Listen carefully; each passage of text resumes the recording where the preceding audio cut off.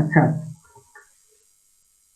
তো আমরা মেজারমেন্টের যে কটা মডিউল যা কিছু করলাম, তো ওখানে কি কি মেজারমেন্ট অ্যাকচুয়ালি শিখলাম? ফার্স্ট দেখো আমরা শিখেছি হচ্ছে মেজারিং ইনস্ট্রুমেন্ট গুলো সম্পর্কে, কত রকম ইনস্ট্রুমেন্ট হয়, বেসিক্যালি অ্যানালগ কিভাবে কাজ করে বা না করে। তার দেন আমরা ভোল্টেজ মেজারমেন্ট, কারেন্ট মেজারমেন্ট, পাওয়ার মেজারমেন্ট, ওয়াটের যেটা সেটা শিখেছি, এবং রেজিস্ট্যান্স মেজারমেন্ট শিখেছি। তার সাথে ইন্ডাকটেন্স, ক্যাপাসিটেন্স, এতগুলো মেজারমেন্ট শেখা হয়েছে। এর মধ্যে যতগুলো মেজারমেন্ট শেখা হয়েছে তার মধ্যে বিশেষ মানে সব থেকে প্রয়োজনীয় যে দুটো মেজারমেন্ট, অর্থাৎ ভি এবং I, voltage measurement using voltmeter আর current measurement using ammeter. Basically voltage এবং কারেন্টটাই কিন্তু দেখো আমার বাকি যাবতীয় যা কিছু প্যারামিটার আছে, মানে শেখার জন্য আর কি, যাবতীয় যা কিছু প্যারামিটার আছে এবং ভোল্টেজ এবং কারেন্ট দিয়েই ম্যাক্সিমামটা করা হয়। কারণ খেয়াল করে দেখো, তো আমরা যখন পাওয়ার মেজারমেন্ট করছি, আমরা কি করছি, ভি ইন্টু আই করে দিচ্ছি, পাওয়ার বার করতে পারছি। যদি আমরা ভি ডিভাইডেড বাই করে দিই, রেজিস্ট্যান্স পাচ্ছি। ইন্ডিভিজুয়াল ভোল্টেজ অ্যাম্পিয়ার তো সেগুলো পাচ্ছি, সেটা নিয়ে প্রবলেম নেই। তো মেজারমেন্টে সত্যি কথা বলতে যে এই ভোল্টেজ বা কারেন্ট মেজারমেন্টটা ততক্ষণ খুব ঝামেলার জিনিস নয়, ঝামেলাও ঠিক বলবো না, মানে কোন রকম চিন্তার ব্যাপার ছিল না, যতক্ষণ তোমার এই ভোল্টেজ এবং কারেন্ট ভ্যালু গুলো ছিল লো অ্যামাউন্টে, লো লেভেলে। লোয়ার লেভেলে যতক্ষণ ছিল ততক্ষণ তাদের ভোল্টেজ এবং কারেন্টের কোনো অসুবিধা ছিল না। লোয়ার লেভেল মানে আমি কত বলছি, অর্থাৎ মনে করো 0 টু ভোল্টেজ যদি বলি আমি, 0 টু মনে করো 1000 ভোল্ট, যতক্ষণ এই রেঞ্জে মেজার করেছি না ততক্ষণ অব্দি ভোল্টমিটার সুন্দর রেসপন্স করেছে, যেরকম যা যাওয়ার কথা। ঠিক আছে, আমরা রেঞ্জ এক্সটেনশনও শিখেছি। ধরো একটা 200 একটা ভোল্টমিটার আছে এরকম, সে 0 থেকে ম্যাক্সিমাম 200 ভোল্টেজ অব্দি মাপতে পারে। তাকে দিয়ে আমি 600 ভোল্ট মাপাবো, তাহলে তা কি করেছিলাম, তার সাথে দেখো সিরিজে আরো রেজিস্ট্যান্স অ্যাড করেছিলাম। সেরকম অ্যামমিটারও তাই ছিল, যে একটা অ্যামমিটার যত ম্যাক্সিমাম মাপতে পারে তার থেকে বেশি অ্যাম্পিয়ার তাকে মাপিয়েছিলাম ফান্ড দিয়ে, ফান্ড অ্যাড করে। এইগুলো একটা লেভেল অব্দি ওকে, ধরো 1000 ভোল্ট, এই লেভেলটা আছে। কিন্তু আমি একটু তোমাদেরকে জিজ্ঞাসা করি, বলো তো, তোমার বাড়িতে এই যে ইলেকট্রিসিটি ইউজ করছো, কোথা থেকে আসছে? বলো, যা যেমন হচ্ছে বলো, যে যা যা যা যা জানো বলো, অলরেডি জানো কিছু, কোথা থেকে আসছে সেটা। স্যার। পাওয়ার প্ল্যান্ট থেকে আসছে স্যার। পাওয়ার প্ল্যান্টে যেখানে জেনারেট হচ্ছে, কত ভোল্টেজ জেনারেট হচ্ছে? আচ্ছা, পাওয়ার প্ল্যান্টে একটা জেনারেটর আছে। 11 কেভি। হুম, স্যার স্যার 200। 11 কেভি। ঠিকই বলেছে, 11 কেবি, 11 কেবি হোক বা ওই 12.5 কেবি, এইরকম রেঞ্জে। ব্যাপারটা হচ্ছে একটু খেয়াল করে দেখো, কিলো ভোল্ট, শুধু কিলো ভোল্ট তো এখানে যা ছিল ছিল। তারপর এই ভোল্টেজটা কি করছে, এই ভোল্টেজটা কি আমার বাড়িতে চলে আসছে, মানে আমার বাড়ির কাছে ট্রান্সফরমার চলে আসছে 11 কেবি, তাই কি? স্টেপ আপ হুম। ট্রান্সফরমারের মাধ্যমে এই বাড়ানো হয়। এইটাকে দিয়ে এই যে জেনারেট ভোল্ট, মানে পাওয়ার প্ল্যান্টে যেটা জেনারেট হলো, ধরো 11 কেবি হোক বা 12.5 কেবি হোক, এইটাকে তোমার অনেক দূরে পাঠাতে হবে, তার জন্য কি করছে ওরা, ভোল্টেজটাকে স্টেপ আপ করে দিচ্ছে। কত ভোল্টেজ স্টেপ আপ করছে, করছে? আচ্ছা, স্টেপ আপটা কি যে করছে আগে বলো তো। Step up transformer. Transformer. Hmm, step up transformer. ঠিক। স্টেপ আপ ট্রান্সফরমার দিয়ে 12.5 কেবিটা কত ভোল্টেজ তুলছে জানো? কত ভোল্টেজ স্টেপ আপ করছে? Sir 220 KV. আরো বেশি। Sir 66। 220 KV, 400 KV, 750 KV, even 1200 KV. যদিও 1200 কেবি প্রজেক্ট আমাদের ভারতবর্ষে এখনো আন্ডার টেস্টিং, চালু হয়নি। 750 লাইনটা চালু আছে, 750, 400, 220 বছর চালু আছে। ভাবো তুমি, 400 কেবি মানে basically 4 lakh voltage, 4 lakh voltage, তাই না? তো যেরকম আমি আমার বাড়ির ভোল্টেজটা মেজার করতে চাইছি, কত ভোল্টেজ আছে না আছে, ওখানেও তো ভোল্টেজটা মেজার করা দরকার।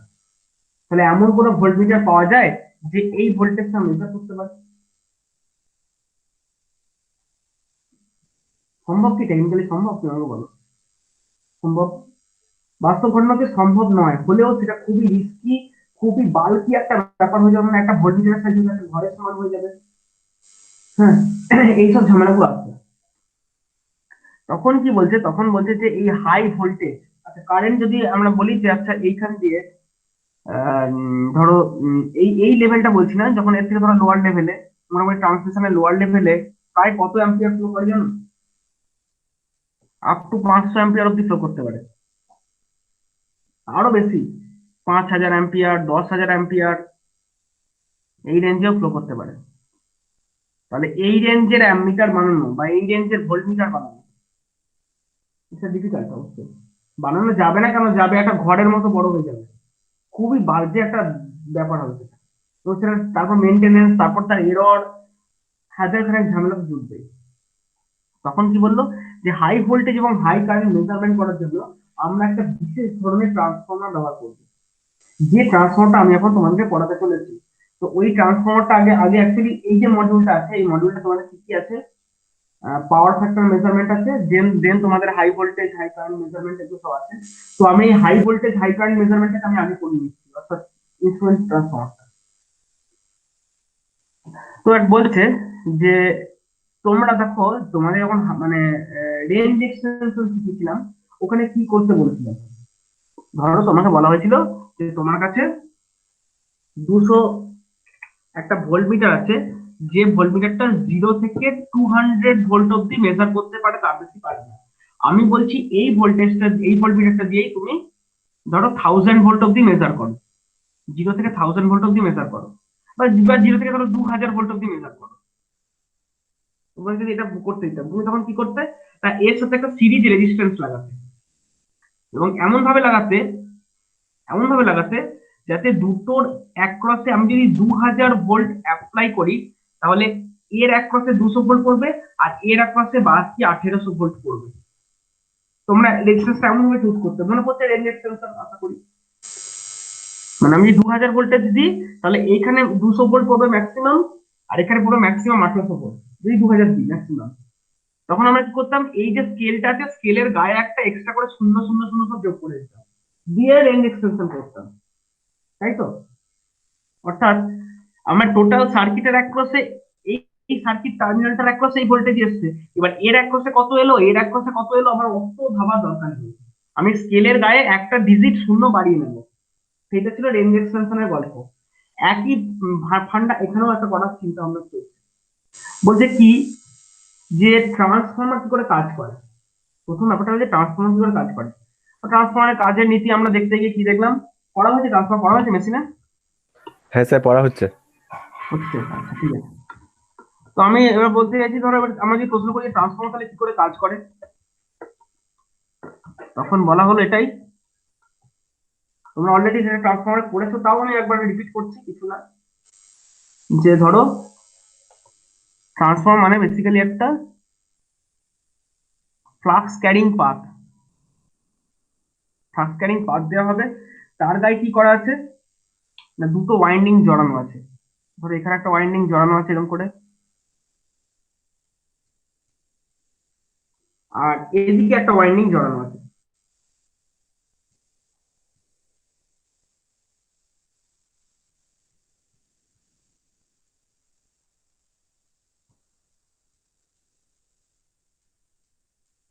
এবার আমি দেখছি এখানে যদি 10টা পাত জড়ানো থাকে, 10টা টার্ন থাকে এদিকে, ধরো এদিকটা, এদিকটা 10টা টার্ন আছে, এখানে 100টা টার্ন আছে, ঠিক আছে? এবং এখানে যদি আমরা একটা কোনো এসি ভোল্টেজ দিই, আচ্ছা এখানে একটা ভোল্টেজ দিই, একটা ভোল্টেজ দিই, এসি কি ডিসি আমি যখন জানি না, একটা ভোল্টেজ দিয়েছি, তাহলে এই ভোল্টেজ দিলে এখানে কি হয় আমাকে আগে দেখতে হবে। যদি এই ভোল্টেজটা ডিসি হয়, তাহলে ধরো ভির একটা পার্টিকুলার ভি ম্যাক্স ভ্যালু থাকবে, ঠিক আছে? আর যদি এটা এসি হয়, যদি এটা ডিসি হয়, যদি, আর যদি এটা এসি হয়, তাহলে সেটা টাইমের সাথে সাথে ভ্যারি করবে,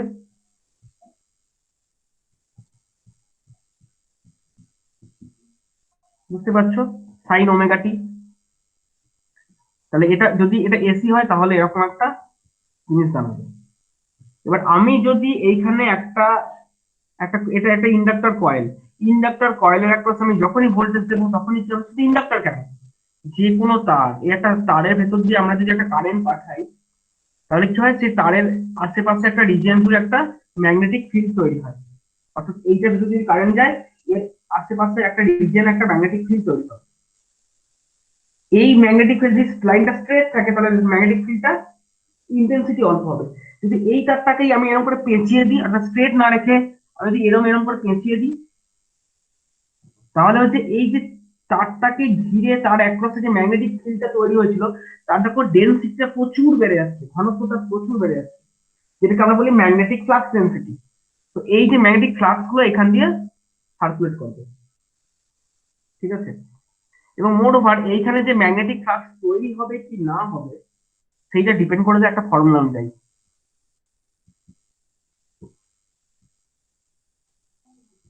অর্থাৎ যে পরিমাণ কারেন্ট ফ্লো হচ্ছে ইন্ডাক্টর, আর এই হচ্ছে তোমার ইয়ে। বা আরো বেসিক্যালি ব্যাপারটা বললে এরকম দাঁড়ায়, মানে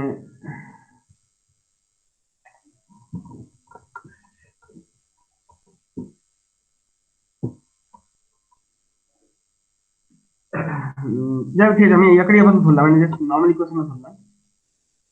তো আমার ব্যাপারটা হচ্ছে যে আমার যদি এখানে একটা আমি ডিসি সাপ্লাই দিয়ে দিই, তখন কি ডিসি সাপ্লাই দেখো এই যে আইটা, অর্থাৎ এর ভোল্টেজটা ফিক্স। ভোল্টেজ ফিক্স মানে আমি ধরে নিতে পারি যে কারেন্টটাও ফিক্স আছে। যদি কারেন্টটা ফিক্সড হয় তখন এখানে এর কারেন্ট একটা ফ্লাক্স তৈরি হবে, ঠিক আছে, একটা ফ্লাক্স তৈরি হবে। যে ফ্লাক্সটা তৈরি হবে সেই ফ্লাক্সটা দেখো কোনো তার, এটাও যদি টাইম ইনভ্যারিয়েন্ট হয়, টাইম ভ্যারি না করে, তাহলে এটাও হয়ে যাবে ফিক্সড ফ্লাক্স।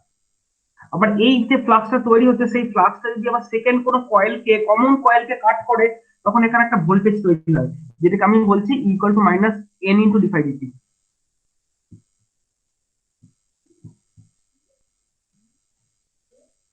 ঠিক আছে।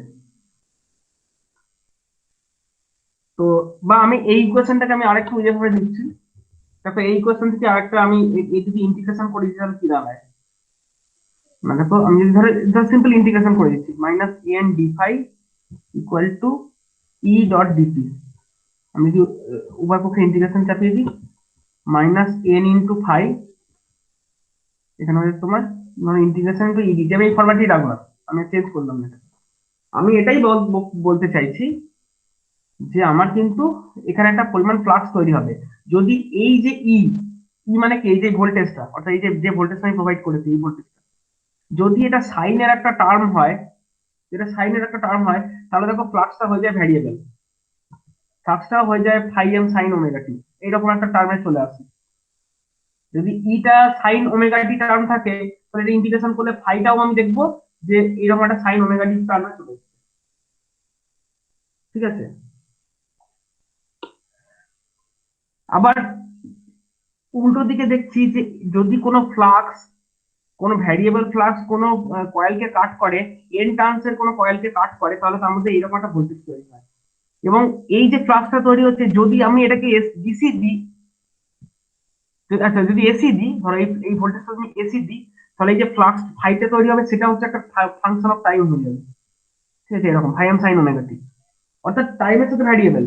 যেটাকে আমি যদি আবার ডিফারেন্সিয়েট করি, এই কয়েলটাকে ডিফারেন্সিয়েট করি, তার একটা পার্টিকুলার ভ্যালু থাকে, তার মানে এখানে এই কয়েলের অ্যাক্রস একটা ভোল্টেজ তৈরি হবে। কিন্তু যদি এটা এসি না দিয়ে এটা ডিসি দিতাম, তাহলে এই ভোল্টেজটা ফিক্স, এই কারেন্টটাও ফিক্স, তার জন্য এই ফ্লাক্সটাও হয়ে যায় ফিক্স। ফ্লাক্স যদি কনস্ট্যান্ট হয়ে যায় তাহলে ডিফাই ডিটি কত হবে, জিরো হয়ে যাবে ডেরিভেশন করলে, তার মানে এখানে আর ভোল্টেজ তৈরি হবে না। যে কারণে ট্রান্সফরমারে তুমি যদি ডিসি দাও, এখানে কোনো সেকেন্ডারিতে ভোল্টেজ পাবে না, কারণ ফ্লাক্সটা ভেরিয়েবল নয়, এই ডিফাই ডিটি হয়ে যাবে শূন্য, জিরো হয়ে যাবে।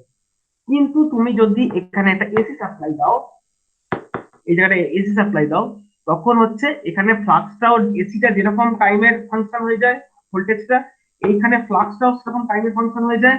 যে ফ্লাক্স একটা টাইমের ফাংশন হয়ে যাওয়া মানে কি কনস্ট্যান্ট নয়, তার একটা সার্টেন ভ্যালু থাকে, এবং সে এখানে একটা ভোল্টেজ তৈরি করে। কিন্তু দেখো এইখানে তুমি যে পরিমাণ ভোল্টেজ দিলে, সেখানে যাই এন থাকুক সেই এনটা এইখানে কাজে লেগেছিল, অর্থাৎ এন ওয়ান।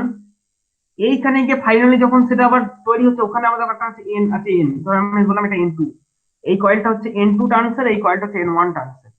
সেখানে আমরা দেখবো যে এখানে আমরা যে ভোল্টেজটা অ্যাপ্লাই করলাম ই ওয়ান, আর এখানে যে ভোল্টেজটা পেলাম ই টু, এই এন গুলো এমন ভাবে রিলেটেড, তুমি দেখে নাও basically E proportional to N হয়ে যাচ্ছে, অর্থাৎ E1/E2 ইকুয়াল টু হয়ে যায় N1/N2। যদি আমার এখানে আমি 10টা টার্ন দিই, এইখানে আমি যদি 100টা টার্ন দিই, তাহলে E1/E2 হয়ে যায় 1/10। তার মানে হয়ে যায় E2 equal to 10 of E। E2 equal to 10 of E মানে কি, এখানে যদি আমি 200 ভোল্ট দিই, এখানে আমি দেখো 2000 ভোল্ট পেয়ে যাবো, যেটা ট্রান্সফরমারের মূল নীতি। যেরকম ট্রান্স রেশিও রাখবো, এরকম অ্যাকর্ডিংলি ট্রান্স রেশিওতে এই জিনিসটা ডিভাইড হবে। এটা তোমাদের সবারই জানা, তাও আমি একবার বললাম। আর কারেন্টটা কি রেশিওতে ভাগ হয় সবাই জানো? কারেন্টটা আমার এবার এমনটা, এটা তো ঠিক যে আমি এদিকে যে পরিমাণ পাওয়ার দেবো, এদিকে সেই পরিমাণ পাওয়ার পাবো। হুম, এখানে যে পাওয়ারটা দিচ্ছি সেটা বেসিক্যালি ভি ইন্টু, সরি ধরো E1 ইন্টু I1। আচ্ছা, V1 I1 সমান V2 I2। হ্যাঁ, এদিকেও যে পাওয়ারটা আমি পাবো সেটাও কিন্তু E2 I2। এবং দেখো এইগুলো কিন্তু সমান হবে, পাওয়ারটা এদিকে যা দেবো এদিকে তার একদম সেম পাবো, যদি ট্রান্সফরমারের এফিসিয়েন্সি 100% হয়। তার বেশি হতে পারে না, তার বেশি হলে তো শক্তি সংরক্ষণ সূত্র মানবে না, এদিকে কম পাওয়ার দিয়ে এদিকে বেশি পাওয়ার পেয়ে যাবো, হয় না? তবে এখানে যা পাওয়ার দিচ্ছি বেসিক্যালি আমার এদিকে সেই পাওয়ারটা আমি পাবো। তার মানে E1/I1 ইকুয়াল টু E2/I2 হবে। এবং এইটার সঙ্গে যদি কম্পেয়ার করি, আমরা দেখবো I1/I2 equal to basically N2/N1, অর্থাৎ আইটা হচ্ছে এন এর সাথে ইনভার্সলি প্রপোর্শনাল। এই যে থিওরি দুটো, ই প্রপোর্শনাল টু এন এবং আই প্রপোর্শনাল টু 1/n, সবাই দেখলো যে এইটা একটা বেশ ভালো অ্যাডভান্টেজেস একটা জিনিস পাওয়া গেছে। আমি এদিকে যাই ভোল্টেজ দিই, চাইলে ওদিকে ভোল্টেজটা বেশি পেতে পারি বা কম পেতে পারি। ঠিক আছে, যখনই আমার এই দুটো জানা হয়ে গেল, তখন মানুষ ভাবলো যে আচ্ছা, এইভাবে যদি আমরা ভোল্টেজটাকে কম মানে নামিয়ে মিটারে দিতে পারি, অর্থাৎ সাপোজ, হ্যাঁ আরেকটা কি দেখছি, আমি এদিকে 200 ভোল্ট চার্জ করলে এদিকে 2000 ভোল্ট পাচ্ছি। একইভাবে কেউ যদি এদিকে 2000 ভোল্ট এদিক থেকে দেয়, দেখবে এদিকে 200 ভোল্ট চলে এসেছে, ভোল্টেজটা স্টেপ ডাউন হয়ে গেছে। অর্থাৎ ট্রান্সফর্মারটা এদিক থেকে ওদিকে তাকালে হচ্ছে স্টেপ আপ হয়, ওদিক থেকে এদিকে তাকালে হচ্ছে স্টেপ ডাউন। একই তো হবে, ফ্লাক্স তৈরি হচ্ছে, সেই ফ্লাক্স অন্য কয়েলে কাট হচ্ছে। উল্টো দিকে ভাবি, এখানে ফ্লাক্স তৈরি হচ্ছে, সেই ফ্লাক্স উল্টো কয়েলে কাট হচ্ছে, এই তো কনসেপ্ট। তো যদি এরকম হয়, তখন মানুষ ভাবলো যে একটা এভাবে করা যেতে পারে না, আমি এই যে 2000 ভোল্টেজটাকে একটা রেজিস্ট্যান্স অ্যাড করে দিয়ে এর পাশ কিছু একটা শূন্য লাগিয়ে এরকম করে করেছিলাম, একটা সেম অ্যাপ্রোচ আমার এভাবে তো করা যেতে পারে। সেটা কি না, মানছি যে আমি যে ভোল্টমিটারটা ব্যবহার করছি, সেই ভোল্টমিটারটা 0 থেকে 200 ভোল্ট অবধি মাপতে পারে এসি, এখান থেকে 200 অবধি মাপতে পারে। ঠিক আছে, এই 0 দাগ আর এই মনে করো 200 দাগ, তো এর মধ্যে মাপতে পারে। তাহলে আমি কি করছি, আমার কাছে আছে 2000 ভোল্ট। ঠিক আছে, ধরো এই দুটো টার্মিনালের মধ্যে 2000 ভোল্ট এসছে। বলছি রেজিস্ট্যান্স এইরকম রেঞ্জ এক্সটেনশন না করে কি করে করবো, বলছে একটা ট্রান্সফরমার নাও, তার এই দিকের কয়েলটায় যদি 100টা টার্ন থাকে, এদিকের কয়েলে যেন 10টা টার্ন থাকে, অর্থাৎ 100:10 এর ট্রান্সফরমার নাও, বা 10:1 এর ট্রান্সফরমার, তুমি যে ওটাকে 10:1 বলতে পারো, একই ব্যাপার। 100:10 এর ট্রান্সফরমার নাও, তাতে করে কি হবে, তুমি যদি এদিকে 2000 ভোল্টেজ দাও, দেখো এদিকে 200 ভোল্ট চলে আসবে। এবার তুমি নির্ভাবনায় তোমার মিটারে দিয়ে দাও না, আর এখানে একটা শূন্য একটা এক্সট্রা অ্যাড করে দাও, বুঝে গেল? তখন তোমার মিটারের টার্মিনাল হয়ে যাবে বেসিক্যালি এইটা, এই এতটা জুড়ে তোমার বড় মিটারটা। তুমি এইখানে লাগাতে বলবে লোকজনকে যে আপনি 2000 ভোল্টে যেখানে লাগান, আপনি 2000 স্কেল এখানে পেয়ে যাবেন, একই তো ম্যাটার। ঠিক আছে, তখন দেখো এই যে ট্রান্সফরমারটাকে আমি ইউজ করছি, এটাকে আমি তখন নাম বলবো ইনস্ট্রুমেন্ট ট্রান্সফরমার। অ্যাকচুয়ালি আমরা ট্রান্সফর্মকে টিএক্স লিখে আমি টিএক্স লিখে দিলাম, হ্যাঁ টিএক্স ট্রান্সফর্মার। বক্তব্যটা হলো যে অ্যাকচুয়ালি আমরা ট্রান্সফরমার বলতেই আমাদের প্রথমেই মাথায় আসে যে আমার সাপ্লাই ভোল্টেজ যেটা, তাকে আমি স্টেপ আপ বা স্টেপ ডাউন করবো, সেগুলো হচ্ছে বেসিক্যালি পাওয়ার ট্রান্সফরমার। যারা পাওয়ার, যে ট্রান্সফরমার পাওয়ার নিয়ে হ্যান্ডেল করছে, কেভিএ বা এমভিএ তে অপারেট করছে তারা পাওয়ার ট্রান্সফর্মার, তাদের মধ্যে যদি হিউজ কারেন্ট ফ্লো হচ্ছে। আমার তো এটা ভোল্ট মিটার, এখানে তো হিউজ কারেন্ট আসবে না। ভোল্ট মিটারে কি খুব কম কারেন্ট ড্র করে, তো ভোল্ট মিটারের ভেতরে যে হিউজ রেজিস্ট্যান্স আছে, এ তো খুব কম কারেন্ট ড্র করে, খুবই কম কারেন্ট। আমি কারেন্ট ফাইন নিয়ে তো মাথা ব্যথা করছি না, এদিকেও কম কারেন্ট মানে এদিকেও কম কারেন্ট হবে। কারণ অর্থাৎ এই ট্রান্সফরমারের ভেতর দিয়ে খুব বেশি পাওয়ার কিন্তু ফ্লো হবে না। দেখো যদি এখানে এই যে 200 ভোল্ট থাকে, ধরো প্রায় 10 অ্যাম্পিয়ার থাকে, এখানে 200 ভোল্ট প্রায় 10 অ্যাম্পিয়ার মতো থাকে এদিকটায়, তাহলে তুমি এখানে বেসিক্যালি প্রোভাইড করছো 200 ভোল্ট ইন্টু 10 অ্যাম্পিয়ার। আমি ম্যাক্সিমাম গুলো বলছি, মানে আরএমএস গুলো বলছি আর কি, ঠিক আছে, এগুলো আরএমএস। তার মানে তোমার হচ্ছে প্রায় 2 কিলোওয়াট। তাহলে এখানে তুমি কত পাচ্ছ, 2000 ভোল্ট পাচ্ছ, আর পাচ্ছ 1 অ্যাম্পিয়ার, গুণ করলে সেই পাচ্ছ 2 কিলোওয়াট। তার মানে কি ট্রান্সফর্মারটা বেসিক্যালি তুমি এদিক থেকে এদিকে 2 কিলোওয়াট পাওয়ার ট্রান্সফর্মার ভিতর দিয়ে ফ্লো করাচ্ছ। এখানে এই যে ট্রান্সফর্মারটা, দেখো এখানে আমি ভোল্টেজ দিচ্ছি 2000 ভোল্ট, আর এদিকে পাচ্ছ তুমি 200 ভোল্ট। তুমি দেখো, আচ্ছা দেখি তো এই ভোল্ট মিটারটা কি পরিমাণ কারেন্ট ড্র করছে। কত কারেন্ট ড্র করে বলতো? খুব বেশি হলে 0.001 অ্যাম্পিয়ার, খুব যদি বেশি হয় অত 1 মিলি অ্যাম্পিয়ার ড্র করছে। এই ভোল্টমিটারটা ড্র করছে 1 মিলি অ্যাম্পিয়ার, অনেক কম। তো এটা যদি 1 মিলি অ্যাম্পিয়ার ড্র করে, তাহলে এর যদি গুণ করলে কত হয়, 200 ভোল্ট ইন্টু 1 মিলি অ্যাম্পিয়ার করলে দেখো হয় 0.2 ওয়াট। কোথায় 2 কিলোওয়াট আর 0.2 ওয়াট, মানে 2 কিলোওয়াট মানে 2000 ওয়াট, কোথায় 2000 ওয়াট আর কোথায় মাত্র 0.2 ওয়াট। মানে 0.2 ওয়াট যদি এদিকে হয়, এদিকেও নিশ্চয়ই 0.2 ওয়াট থাকবে, এখানে আরো কম কারেন্ট ড্র হবে। তার মানে কি এই পাওয়ার স্যার ট্রান্সফরমারের, হ্যাঁ বলো। বাকি এনার্জি গুলো কোথায় যাবে তাহলে? বাকি এনার্জি গুলো কোথায় যাবে? য- আমাদের ইলেকট্রিসিটি কিভাবে ফ্লো করে, যতক্ষণ না তুমি তার কাছ থেকে ডিমান্ড নাও, কারেন্ট কি নিজে ফ্লো করে। ধরো ধরো তোমার এই টার্মিনালে একটা, ধরো 2000 ভোল্ট আছে, ঠিক আছে, তুমি এই টার্মিনালের ভেতরে একটা রেজিস্ট্যান্স কানেক্ট করেছো, যার ভ্যালু হচ্ছে 1 মেগা ওহম, ঠিক আছে, 1 মেগা ওহম কানেক্ট করেছো। তার মানে এ কত, এ কি তখন এইখান থেকে জোর করে এত অ্যাম্পিয়ার, মানে এর অ্যাম্পিয়ার এ কি জোর করে ভেতরে 2 অ্যাম্পিয়ার ঠেলে পাঠাবে? পাঠাবে না তো, ভোল্টেজ সোর্স তো পাঠাবে না তো। এখান থেকে কত কারেন্ট ড্র করবে না, 200 ভোল্ট বাই 1 মেগা ওহম, মানে খুব কম কারেন্ট আর কি, 0.000 সামথিং ওরকম অ্যাম্পিয়ার। বুঝে গেছে? তুমি আমাদের ইলেকট্রিক্যাল পাওয়ার সিস্টেমে তুমি যতক্ষণ না পাওয়ারকে ফ্লো করাচ্ছ, তার আগে কেন ওটা আসবে? আর তুমি তো বেসিক্যালি দুটো টার্মিনালের ভোল্টেজ মাপছো। একটা ভোল্টমিটারের কি উদ্দেশ্য যে ওই যে টার্মিনালের ভোল্টেজ মাপছি সেখান থেকে পাওয়ার ড্র করে নেবো, তা তো উদ্দেশ্য নয়। তা তুমিও তো এই এ আর বি টার্মিনালের ভোল্টেজটা বেসিক্যালি মেজার করছো, এ তো কোনো পাওয়ার টানছে না। বাকি পাওয়ার কোথায় যাবে না যাবে দেখা দরকার নেই। এই ট্রান্সফর্মারটা হচ্ছে ছোট্ট, এর এর এর সাইজটা কত, এইটুকু, এইটুকু ছোট ট্রান্সফর্মার এটা, এইটুকু ছোট। এবং এ বেসিক্যালি পাওয়ার কিন্তু ফ্লো করাচ্ছে না, এ শুধুমাত্র মেজারমেন্টে কাজ করছে। ওই জন্য যে বলা হয় ইনস্ট্রুমেন্ট ট্রান্সফর্মার, যেটা বলছিলাম যে এদেরকে বলা হয় পাওয়ার ট্রান্সফর্মার, পাওয়ার ফ্লো করায়। আর এদের ভেতর দিয়ে শুধু এটা মেজারমেন্টের কাজে লাগে, এই ছোট ট্রান্সফর্মার গুলো, যেটা বলা হয় ইনস্ট্রুমেন্ট ট্রান্সফর্মার। আমার তো এর ভেতর দিয়ে একটা এবি টার্মিনাল থেকে পাওয়ার টেনে নেওয়া উদ্দেশ্য নয়, আমার মেজারমেন্ট করা উদ্দেশ্য। ভোল্টমিটার কি কাজ পাওয়ার টানবে?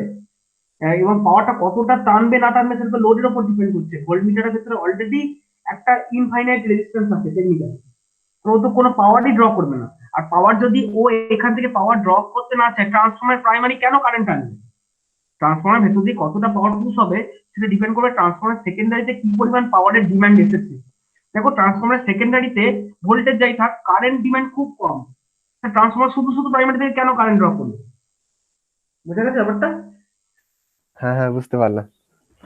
এই তো, আমি আর কিছু না। ভাবছিলাম যে না, এনার্জিটা ওভারঅল ইনপুট সাইডের আর যেটা পুরো সার্কিটের মধ্যে ফ্লো করলে পরে তো দু সাইডে এনার্জি মানে সমান না হওয়ার কথা, এটা এমনটা না, নয়। নয় তো। আমি সেকেন্ডারিতেই দেখো একটা একটা ধরো এই যে ট্রান্সফর্মারটা, এই ট্রান্সফর্মার সেকেন্ডারিটা আমি যদি ওপেন করি, পুরো ধরো সার্কিট ওপেন করে দিলাম, তাহলে এখানে কত অ্যাম্পিয়ার ফ্লো করবে, 0 অ্যাম্পিয়ার ফ্লো করবে। তখন দেখবি এদিকেও 0 অ্যাম্পিয়ার ফ্লো করছে। এদিকে পাওয়ার আমি নিচ্ছি আমার, তবে তো এদিকে পাওয়ার, এদিকে পাওয়ারটা সমান হবে না। আমি যদি এদিকে কারেন্ট নেওয়া বন্ধ করে দিই, দেখবে এদিকে কারেন্ট এখান থেকে 0 অ্যাম্পিয়ার ফ্লো হচ্ছে। টেকনিক্যালি 0 অ্যাম্পিয়ার নয়, একটু অ্যাম্পিয়ার ফ্লো করবে, যেটাকে আমরা লস বলি, কোর লস, কপার লস, যেটা আন্দোলন করেছো, সেই লসের জন্য যেটুকু অ্যাম্পিয়ার শুধু সেইটুকুই প্রাইমারিতে ফ্লো করবে। সেকেন্ডারি তুমি যদি ওপেন করে দাও কোনো পাওয়ার দিকে ড্র করবে না। তো আমি তো এখানে এটাই করছি, সেকেন্ডারি থেকে পাওয়ার নিচ্ছি খুব অল্প পরিমাণ কারেন্ট নিচ্ছি, প্রাইমারি থেকে কেন কারেন্ট ড্র করবো, কিন্তু আরোই কম ড্র করবো।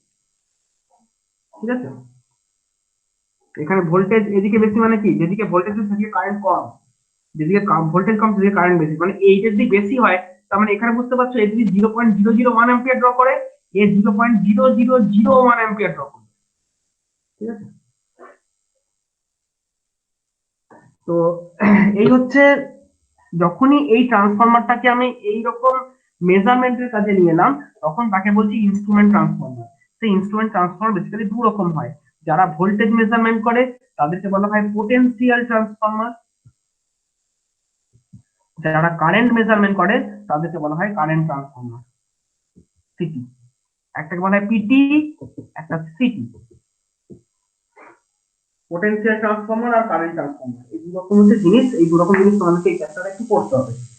কেন আমি এই ট্রান্সফরমারটা চিন্তা ভাবনা করলাম, আমার 2000 ভোল্টকে 200 ভোল্টে স্টেপ ডাউন করার জন্য এই ট্রান্সফরমার ব্যবহার করার পিছনে কোনো মোটিভ নেই। আমার মোটিভ কিন্তু 400 কেভি, 750 কেভি, 1200 কেভি, ওই রেঞ্জের ভোল্টেজ গুলোকে আমাকে মেজারমেন্ট করতে হবে আমার ঘরের মধ্যে বসে। ঠিক আছে, তখন ওরা কি বললো, ওরা বললো যে সাপোজ, এটা ভালো করে লিখছি।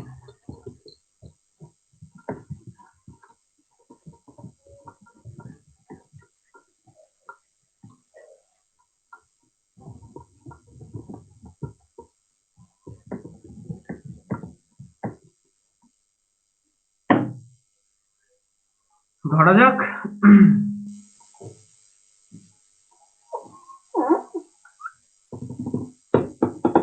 হুম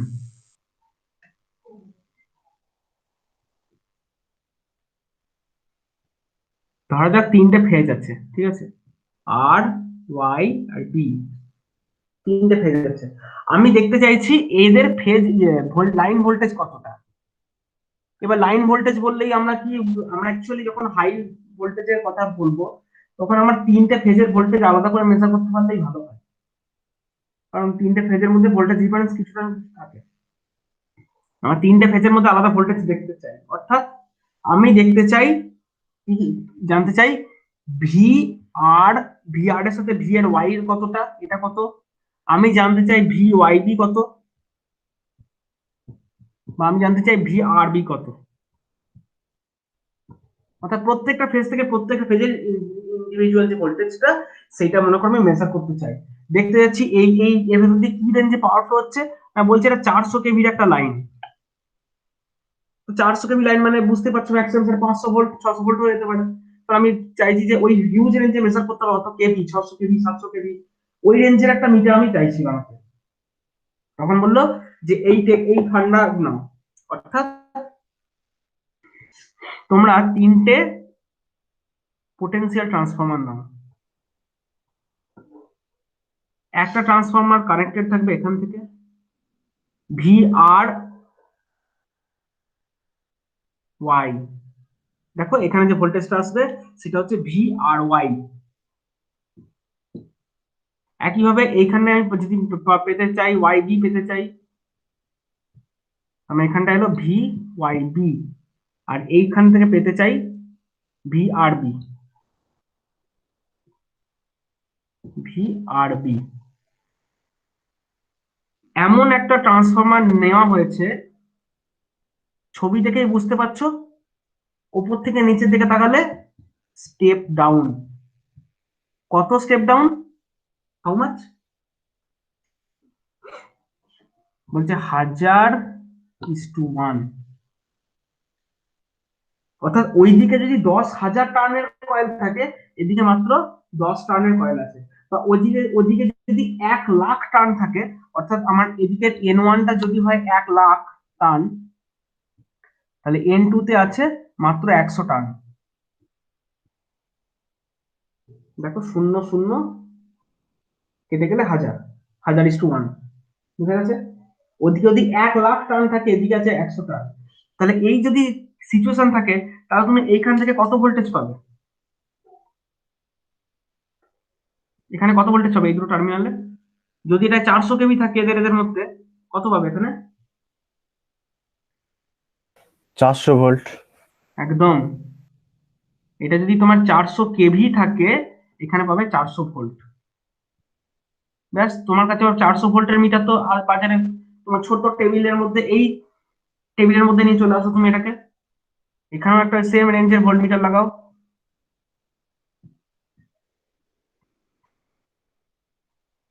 এখানে একটা লাগাও।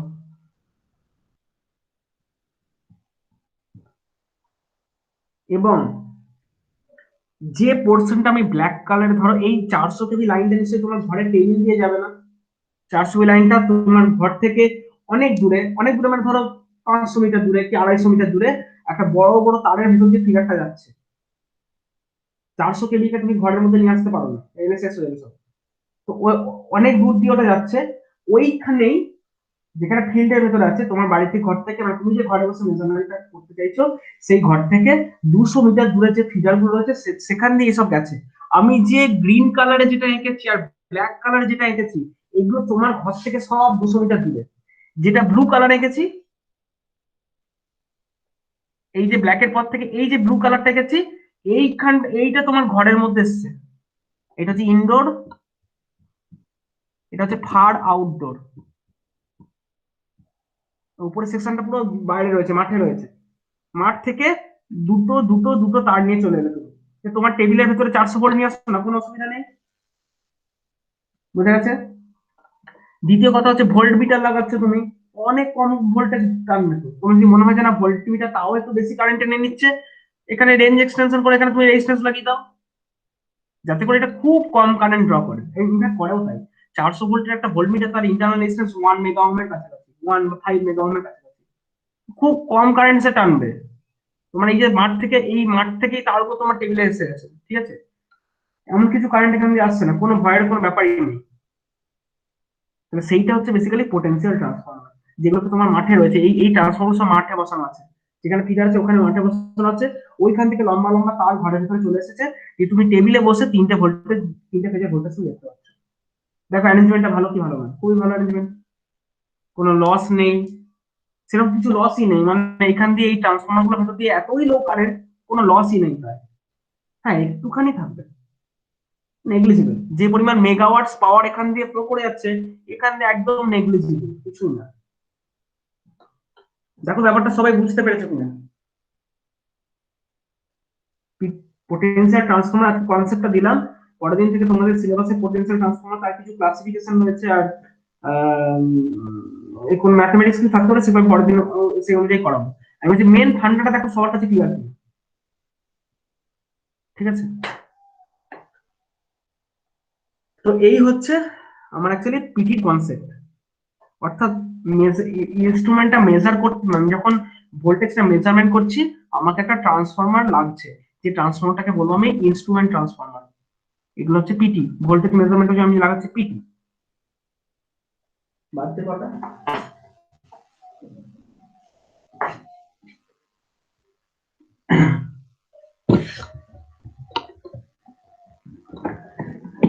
তো প্রশ্ন হতে পারে যে স্যার এদের চেহারা কিরকম হবে?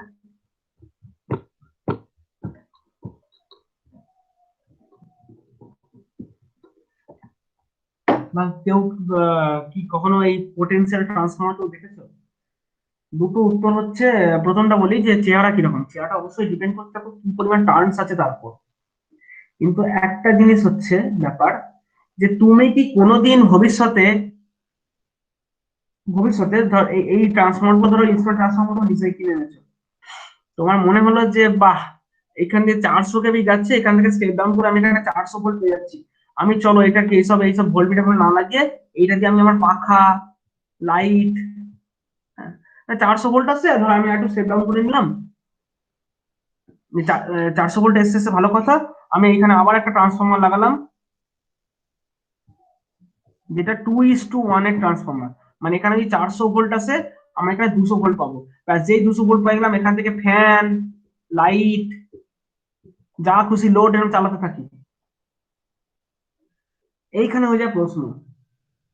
দেখো যতক্ষণ ভোল্ট মিটার লাগিয়েছিলে ততক্ষণ ভোল্টমিটার কিন্তু কোনো কারেন্টই ড্র করেনি, মানে বললাম না 0.2 ওয়াট ওই রকম রেঞ্জ কারেন্ট ড্র করছে। 0.2 ওয়াট কি ধরো, খুব বেশি হলে 2 ওয়াট, কোথায় মেগাওয়াট 20, 200, 300 মেগাওয়াট যাচ্ছে, তার জায়গায় মাত্র তুমি 2 ওয়াট, 2 ওয়াট কোথায় 200 মেগা, দুই, খুব বেশি হলে 2 ওয়াট ড্র করবে, তত করে না, আরো কম ড্র করছে।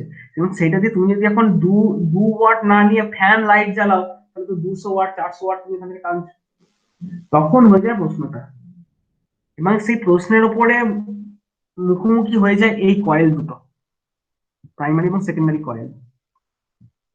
ট্রান্সফরমার পড়তে গিয়েই তোমাদেরকে ফার্স্ট রেফারেন্স বলা হয়েছে কয়েলের যে তারটা, প্রাইমারি ওয়াইন্ডিং বা সেকেন্ডারি ওয়াইন্ডিং, তার ক্রস সেকশনটা কিসের উপর ডিপেন্ড করে। সবসময় জানো ক্রস সেকশনটা কারেন্টের উপর ডিপেন্ড করে, যে কতটা কারেন্ট ক্যারিং ক্যাপাসিটি আছে তার।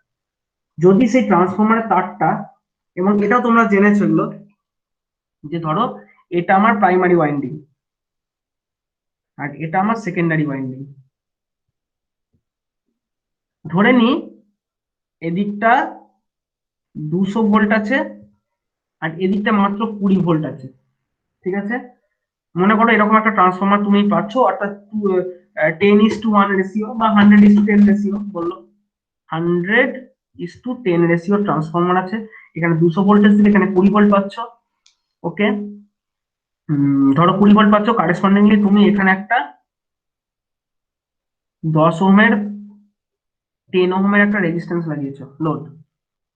10 ওহম যদি লাগাও তাহলে এখানে বুঝতেই পারছো 2 অ্যাম্পিয়ার ড্র হবে, তো এটা করলে 2 অ্যাম্পিয়ার ড্র হচ্ছে।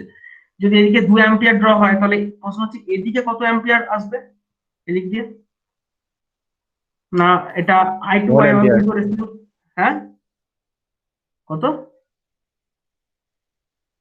কত বললে, 1 অ্যাম্পিয়ার কেন, One 1 অ্যাম্পিয়ার কেন, বাট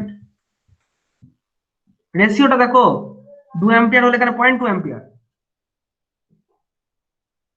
তুমি এদিকে পাওয়ার দেখো, 20 × 2 মানে কত, 40 ওয়াট, আর এদিকে 40 ওয়াট করতে হলে কি করতে হবে, 10 অ্যাম্পিয়ার, 1 অ্যাম্পিয়ার কেন বললে, কিচ্ছু না, ভোল্টেজ এই রেশিওটা থেকে যেরকম ভোল্টেজ ডিভাইড করছো, কারেন্টের রেশিওটা উল্টে দাও, যেদিকে ভোল্টেজ কম সেদিকে কারেন্ট বেশি, যেদিকে তার মানে ভোল্টেজ বেশি সেদিকে কারেন্টটা কমিয়ে দাও। এটা 2 হলে এটা 0.2 বুঝতে গেল। তো এই হচ্ছে একটা ট্রান্সফরমার অ্যারেঞ্জমেন্ট হয়, এবং যদি ভালো করে ট্রান্সফরমারটা নিয়ে দেখো, দেখবে এই ওয়াইন্ডিংটা কিন্তু মোটা ওয়াইন্ডিং,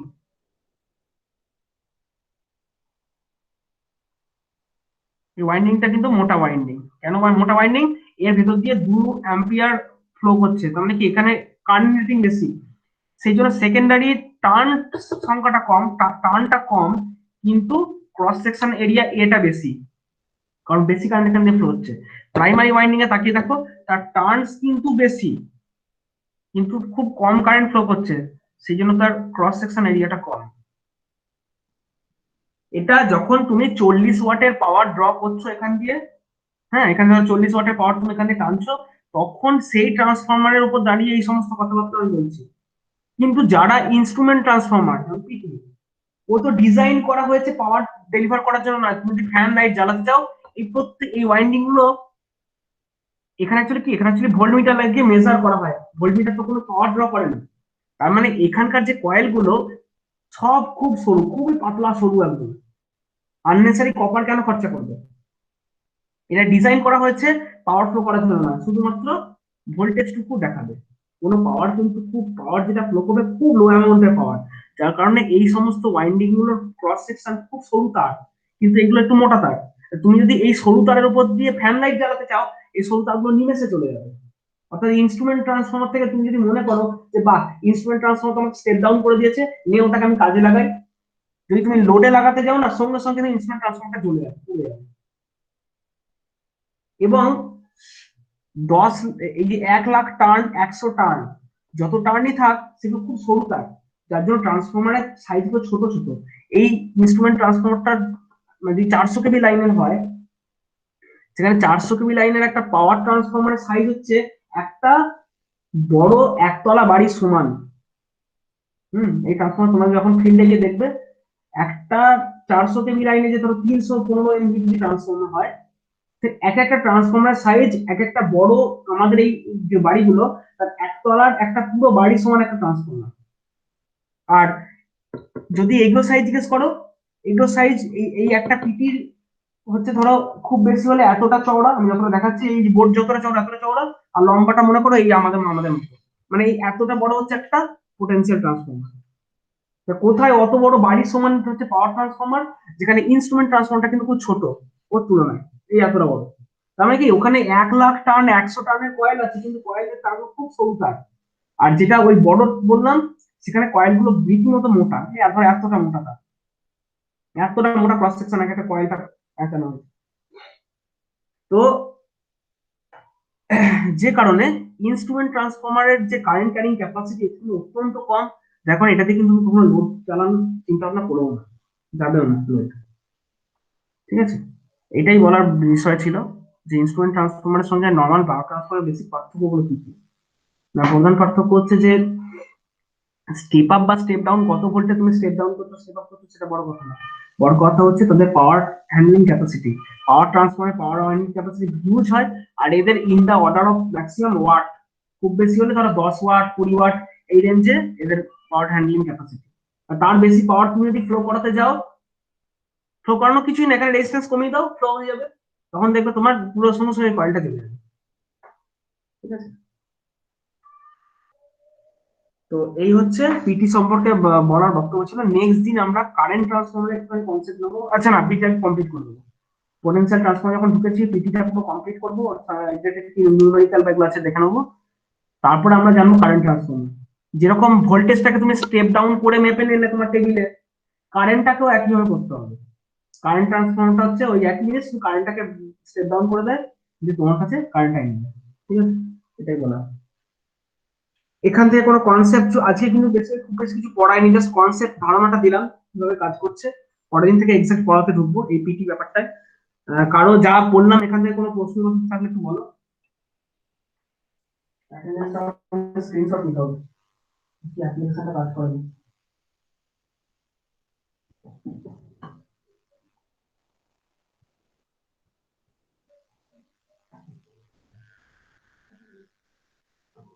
কারো কিছু বলার নেই তো একটু বলবে তাহলে।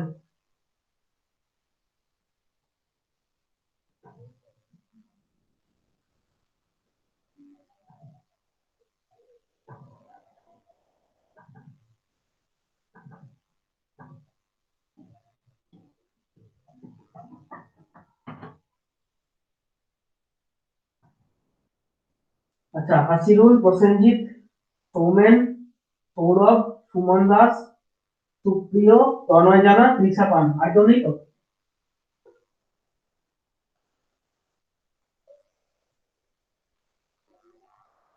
কারো কিছু বলার নেই তো আমি স্টপ করছি।